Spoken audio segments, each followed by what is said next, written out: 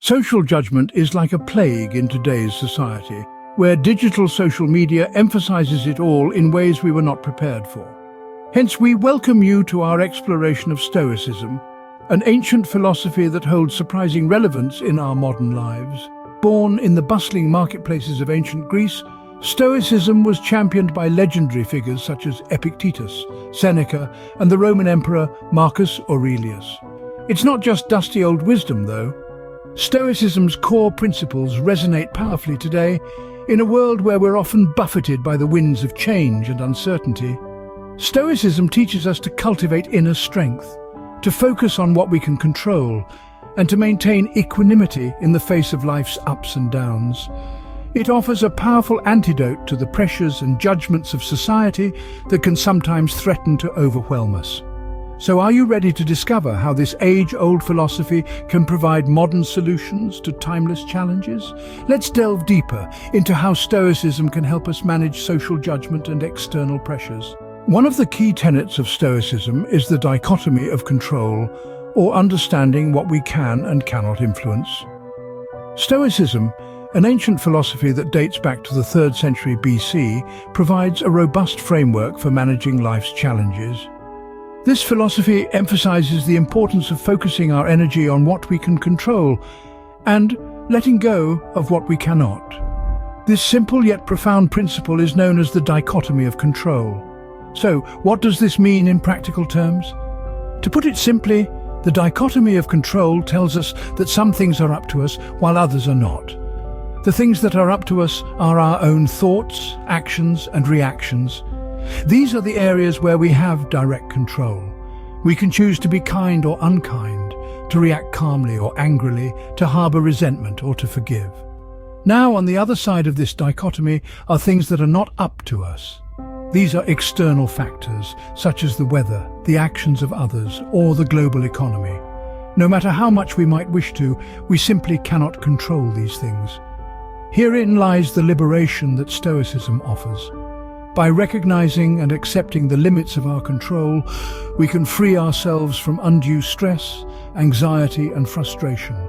We no longer need to waste our energy on futile attempts to change what is beyond our reach.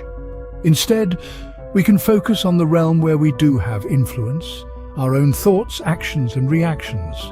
This principle empowers us to take ownership of our lives. It encourages us to cultivate resilience, to develop emotional intelligence, and to navigate the world with a sense of calm and purpose. Take a moment to reflect on this. How often do you find yourself worrying about things you cannot control? How might your life be different if you fully embraced the Stoic dichotomy of control? By acknowledging what we can control, we can navigate the world with greater serenity and courage.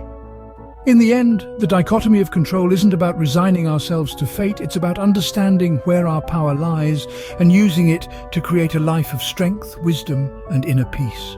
Another crucial Stoic principle is self-awareness and self-reflection. This is not just about knowing who you are, but about understanding your thoughts, actions, and reactions.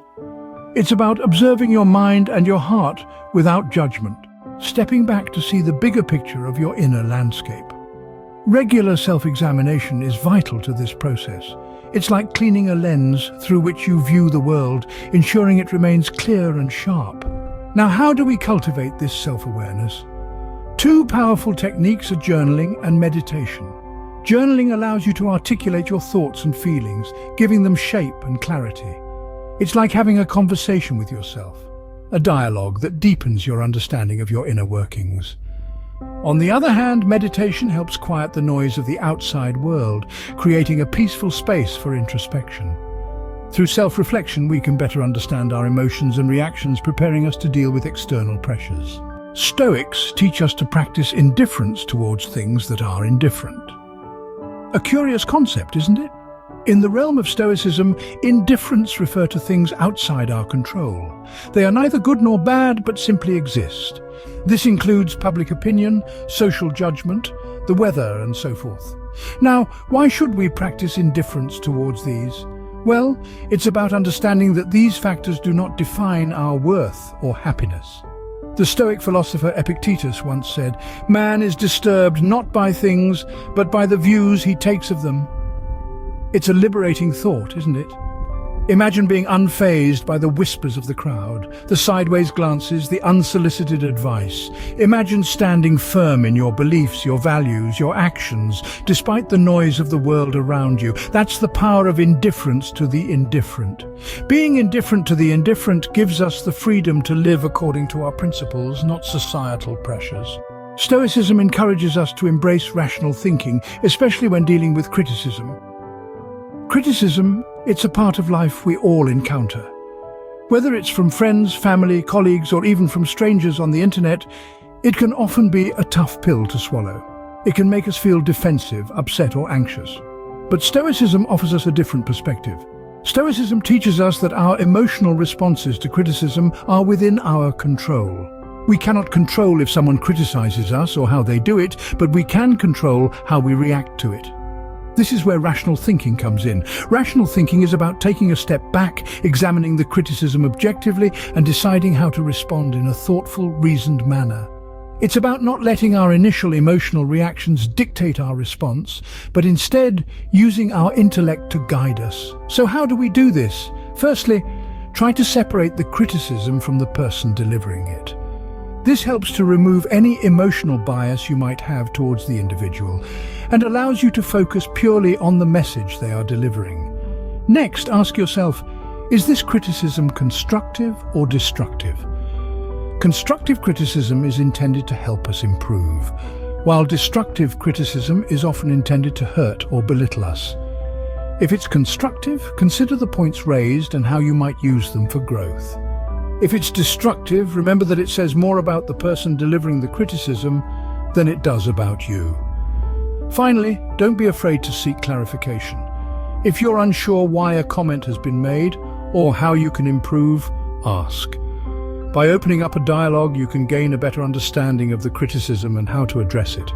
By responding rationally to criticism, we can use it as an opportunity for growth rather than a source of stress. It's not about ignoring criticism or pretending it doesn't affect us. It's about using it as a tool for self-improvement and in doing so, becoming stronger, more resilient and more self-assured.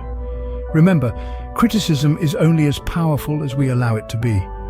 By approaching it rationally and objectively, we can turn it into a force for positive change. At the heart of Stoicism lies the pursuit of virtue.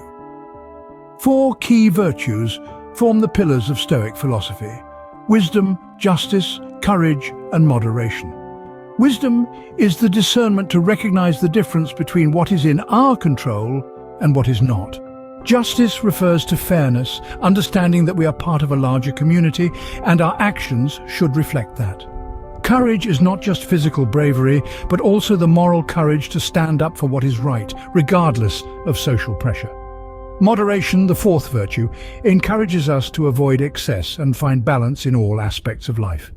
These virtues guide us in the face of social pressures. When we are criticized, wisdom helps us discern useful feedback. Justice reminds us to consider others' perspectives. Courage allows us to stand firm in our convictions, and moderation keeps our responses measured. Cultivating these virtues empowers us to lead fulfilling lives, irrespective of external validation. Stoics practice mental rehearsal for resilience, known as premeditatio malorum.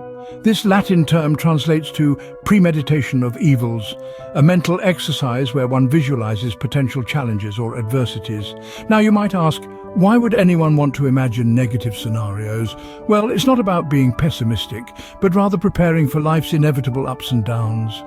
It's like a fire drill for your mind, giving you the tools to stay calm and composed when faced with social judgment or criticism.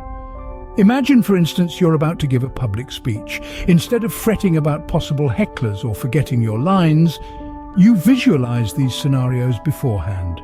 You see yourself handling them with grace, responding with wit, or perhaps even a smile. This mental rehearsal can reduce anxiety, boost confidence, and enhance your ability to cope with stress. By mentally rehearsing potential challenges, we can build resilience and handle social judgment with grace. Stoicism teaches us to seek internal validation over external approval. In the grand theatre of life, we often become actors playing roles that society deems appropriate, all for the applause of the audience. But Stoicism urges us to step away from the stage and find our worth within ourselves. It's about celebrating our personal growth, our achievements that align with our values, not societal standards. It's about recognizing that we are not the roles we play, but the choices we make, the actions we take, and the virtues we uphold. When we shift our focus from seeking external approval to internal validation, we free ourselves from the chains of societal judgment. We begin to live authentically, in alignment with our true selves. We cultivate an inner strength, an inner peace that no external force can shatter. By seeking internal validation, we become the masters of our self-worth, uninfluenced by the judgment of others.